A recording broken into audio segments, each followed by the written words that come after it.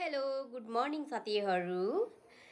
यति राम्रो भ्यू, पहाड, हिमाल, यो रुखहरू अनि सबैभन्दा स्पेसल यो बादलै बादलले ढाकेको ठाउँ अनि भर्खर उदाएको सूर्य अनि हिमालसँग लुकामारी खेल्दै गरेको त्यो लाइट हैन, मिठो कलर हिमालमा लागेको त्यो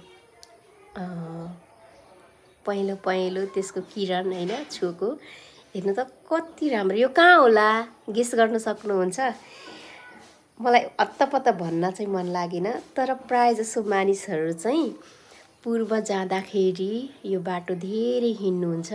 अब धेरै कौतूहल नबनाइकन म भन्छु है त, यो चाहिँ दसैँको बेला हामी घर जाँदाखेरि, सिन्धुली जाँदाखेरि बिहानै 6 बजे 6:30 बजेतिरको दृश्य हो।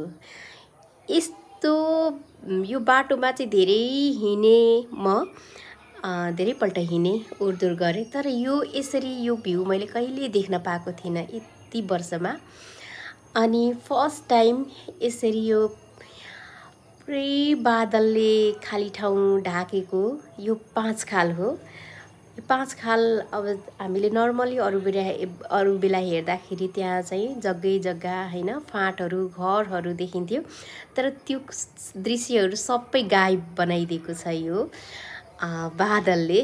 वाउ, म कहाँ स्वर्गमा आइपुगेँ जस्तो फिल गराएको छ। यति मिठो भ्यू छ, यति राम्रो, मन लोभ्याउने। हाम्रो नेपाल कति राम्रो हैन, मनैदेखि भन्न मन लाग्छ। यस्तो ठाउँहरू धेरै धेरै छन्, त्यसमा पनि मैले चाहिँ फर्स्ट टाइम यो ठाउँमा देखेको भ्यू हो र तपाईहरुलाई शेयर गर्न मन लाग्यो।